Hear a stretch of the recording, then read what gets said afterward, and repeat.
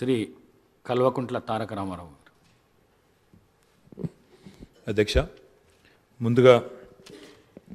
శాసనసభ అధిపతిగా ఎన్నికైన మీకు హృదయపూర్వకంగా మా పార్టీ పక్షాన, మా అందరి పక్షాన కూడా హృదయపూర్వకంగా మీకు అభినందనలు తెలియజేస్తూ, మా పార్టీ అధ్యక్షులు పెద్దలు శ్రీ కేసీఆర్ గారు వారు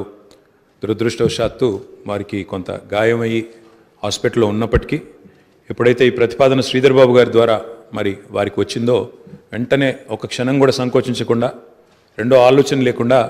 తప్పకుండా సహకరించవలసిందే అని చెప్పి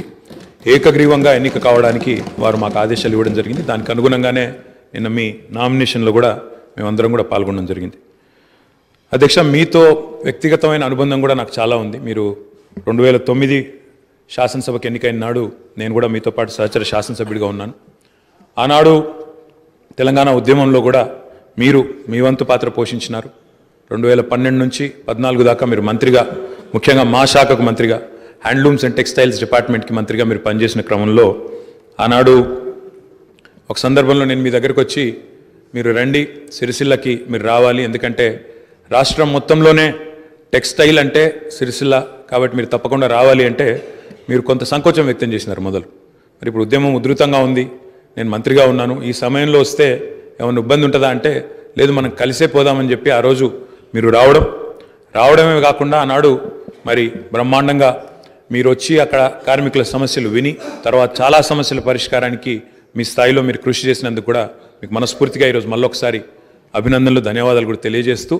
మరి ఒక ఉన్నతమైన సాంప్రదాయానికి ఈరోజు మరి తెరదీస్తూ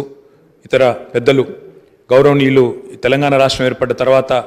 పెద్దలు శ్రీకొండ మధుసూనాచారి గారు, తర్వాత శ్రీ పోచారం శ్రీనివాసరెడ్డి గారు, తదనంతరం మీరు, మరి వారు ఇద్దరు కూడా నెలకొల్పిన సాంప్రదాయాలు, కాపాడిన విలువలు, వాటన్నిటిని మీరు కూడా పరిరక్షిస్తారని మనస్ఫూర్తిగా ఆకాంక్షిస్తూ, మీ ఉన్నతికి మనస్ఫూర్తిగా అభినందనలు తెలియజేస్తూ, మరి ఇప్పుడే పెద్దలు ముఖ్యమంత్రి గారు, ఉప ముఖ్యమంత్రి గారు, మంత్రివర్యులు కూడా చెప్పినట్టు మరి ఈ సభ అందరి సభ, ఈ సభలో ఉండే ప్రతి సభ్యుడి యొక్క గౌరవాన్ని, ప్రతి సభ్యుడి యొక్క హక్కులను, ముఖ్యంగా ప్రజల తరపున మాట్లాడే ప్రతి నాయకుడి యొక్క, ప్రతి గౌరవ సభ్యుడి యొక్క మరి గొంతును వినిపించే విధంగా ఆ బాధ్యత మీరు తప్పకుండా సమర్థవంతంగా నిర్వహిస్తారని మనస్ఫూర్తిగా ఆశిస్తూ, మరి ఒక సామాన్య ఎంపీటీసీ పదవి నుంచి ఈరోజు శాసనసభ స్పీకర్గా ఎదిగిన మీ